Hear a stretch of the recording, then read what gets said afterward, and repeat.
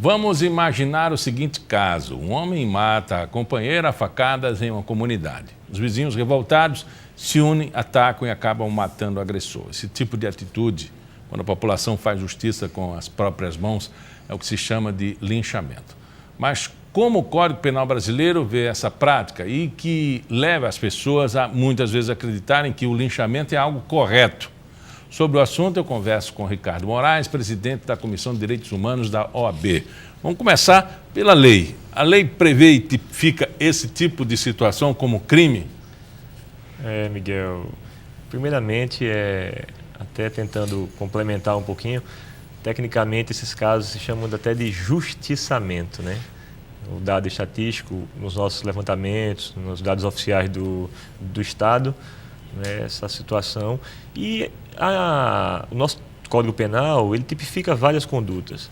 Né? Não há um crime específico de justiçamento, mas a prática disso, que não é um linchamento, né? Na prática é um linchamento, faz com que a pessoa possa incorrer em vários delitos. Né? O mais comum é a tortura, né, pela gravidade, pela imposição, infligir naquela pessoa um sofrimento físico ou até psíquico, né? E às vezes as duas, moral.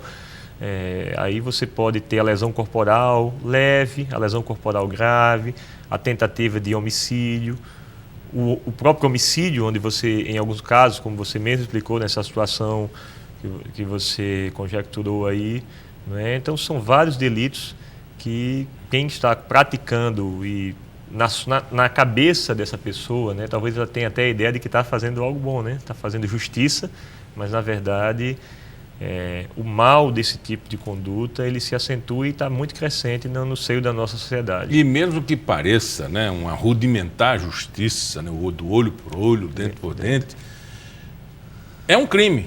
Né? Você não pode fazer a justiça com as próprias mãos. Né?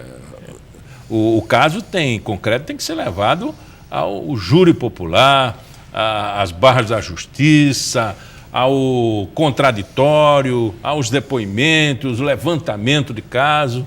Exatamente, Miguel.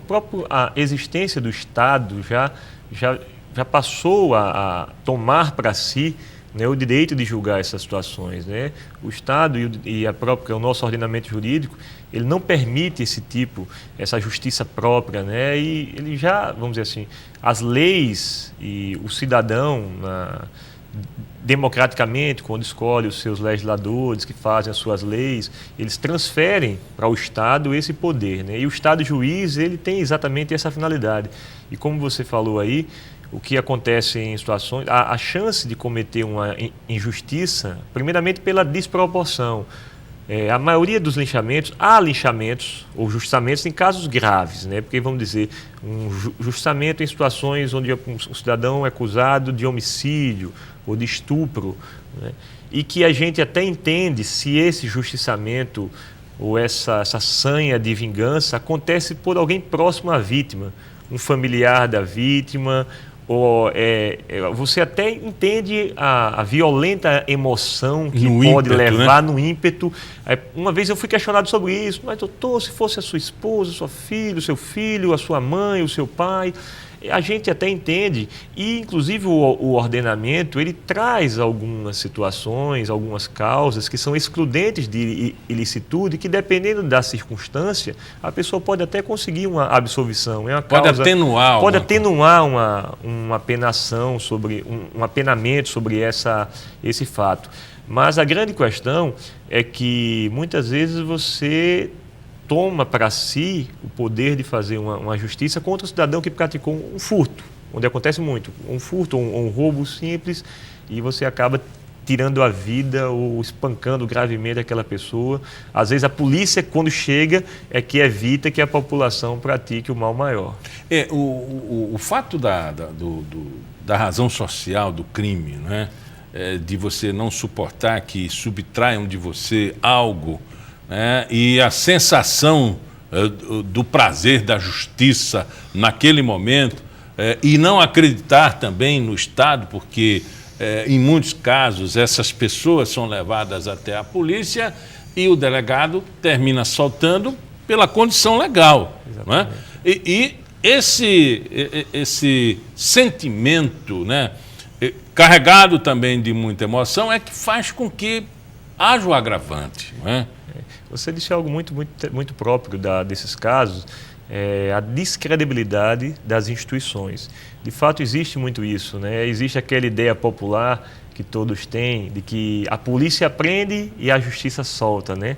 Isso é um jargão, mas que vai entrando no inconsciente popular de uma forma que vai fazendo com que a população não queira esperar mais pelos meios legais. Acho que, primeiramente, a justiça, de certa forma, é lenta. Isso aí também é outro conhecimento até notório, não precisa ser operador do direito para você saber que os processos se prolongam, e quanto mais tempo o processo ele se prolonga, ele demora para ter um final, um julgamento, o sentimento de injustiça e de impunidade ele prevalece. E esse é um dos motivos. As pessoas não acreditam mais nas instituições, às vezes na própria polícia ou na justiça, e acaba se imbuindo dessa sanha, né, violenta, e que é uma degradação moral da pessoa, não só da pessoa que sofre o justiçamento, como da pessoa que pratica o justiçamento, porque é um ato assim de tamanha violência que você começa a pensar no próprio caráter e honra dessa pessoa que tá praticando o ato. Eu diria que a gente está passando por uma crise moral, de sentimento, de formação, de humanidade, de filosófico, de pensamento filosófico, num momento como esse? Muito, muito. É uma crise, né? Eu gosto muito, a gente sempre quando escuta os discursos da nossa presidente da OAB, Fernanda Marinella, ela sempre inicia, nós passamos um momento de graves crises econômicas, mas a crise moral e ética é muito grande, né? E você, com certeza, as pessoas que praticam isso, elas descumprem até a sua própria ética pessoal, que eu tenho certeza que, às vezes, naquele momento, eu não sei o que se passa na cabeça da pessoa, porque, como eu falei, só para explicar, quando eu digo que se for uma pessoa próxima da vítima, você entende que ela perdeu o controle.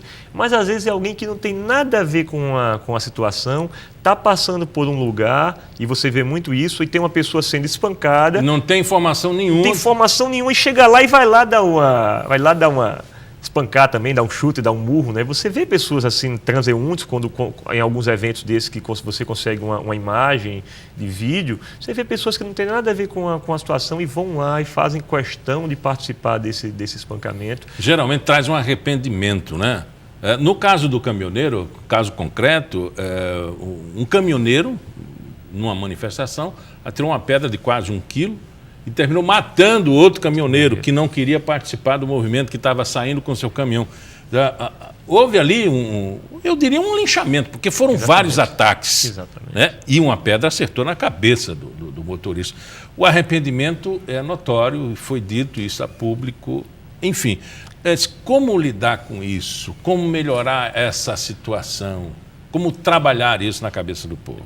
É um trabalho. A gente vê uma série de problemas em nosso país, problemas sociais de vários níveis, e eu acho que a base de tudo, e vira até um jargão popular se falar, mas a educação, né, é a base de tudo, a conscientização. Você vê, de certa forma, a presença do Estado em determinados lugares, conscientizando as pessoas dessas práticas e, queira ou não, também a responsabilização de quem pratica os justiciamentos, porque a pena, por mais que o que se questione tecnicamente, né, os operadores, os estudiosos, os juristas, não, a pena tem um caráter de repressão, de vingança, de queira ou não, e tem um caráter de exemplo, né, que é o caráter preventivo da pena, onde, à medida que aquela pessoa que pratica um ato, ela é punida, né, ela dá o exemplo, isso evita com que outras pessoas também tomem ou tenham a ideia de praticar o mesmo crime. Mas à medida que você vê as pessoas cometendo os delitos, a criminalidade aumentando, você não vê o Estado presente, né? A ausência do Estado juiz, as demoras nos processos, esse senso de impunidade faz com que, de certa forma, essas condutas elas aumentem. E são poucos casos, Miguel, que a gente observa, apesar de hoje muitos serem filmados, hoje é muito fácil várias situações você tem identificar, né? Hoje a cidade está praticamente quase toda monitorada, não só com as câmeras da segurança pública, né? Mas também os estabelecimentos comerciais e tudo tem sempre uma câmera próxima. Então hoje é quase um Big Brother que a gente vive. Então muitos desses casos acontece a identificação, inclusive nós pela comissão já oficiamos a secretaria em determinados casos, mandando imagens, vídeos, solicitando que de certa forma haja pelo menos uma apuração, haja aquela pessoa que praticou aquele ato seja pelo menos chamada a uma delegacia, responda ao inquérito, ainda que não chegue a um processo, ou sinta pelo menos um pouco de pressão por parte do Estado por aquele ato, para que, de certa forma, aquilo não venha a se repetir. A gente está imaginando um caso concreto, no caso do justiçamento, de alguém que foi apontado como culpado através do caso demonstrado aqui como exemplo, né? Do cara que matou a mulher, ou a mulher matou a pessoa, ou o acusado de roubo. Mas existem casos em que a pessoa acha que aquela pessoa é parecida com alguém que cometeu um crime não sei aonde e termina participando de um caso concreto de... Não é justiçamento, é injustiça, ou justiça com as próprias mãos. Há um caso bem famoso em São Paulo, de que uma mulher foi acusada de matar crianças e a foto dela foi colocada em rede social, né? Ou a imagem, o retrato falado, e terminou se pegando uma outra pessoa e mataram essa pessoa. Foi feito um justiçamento, um lixamento, chegou a ponto de óbito, né? de morte violenta, e foi se ver, não era aquela pessoa que cometeu. Isso acontece muito. Eu já dei alguns exemplos quando eu tenho a oportunidade de falar, uma situação que foi até pelo estereótipo também de quem, é um ponto que eu queria destacar, de quem comete esse tipo de crime, no sentido de que houve um fato onde um cidadão branco cometeu um assalto e estava sendo perseguido por um cidadão negro, os dois correndo. Aí, pega o ladrão, pega o ladrão, pega o ladrão, aí deram uma rasteira no cidadão negro, deixaram o cidadão branco ir embora, correr, espancaram e lincharam, exatamente, possivelmente pela cor da pele, pelo estereótipo que se tem, né? E você vê hoje o preconceito, e houve esse fato, e a gente começa a pensar, essa grande possibilidade, porque até nos estados, nos países, eu falo estado no sentido de ordenamento jurídico, onde acontece uma pena de morte, né, digamos, essa pena de morte institucionalizada, ela decorre só depois de todo um processo, onde existe todo um direito à defesa, recursos, no último momento onde se está provado tecnicamente, né, nos meios legais, a culpa daquela pessoa, que alguns estados permitem a pena capital. Mas esse tipo de caso leva a um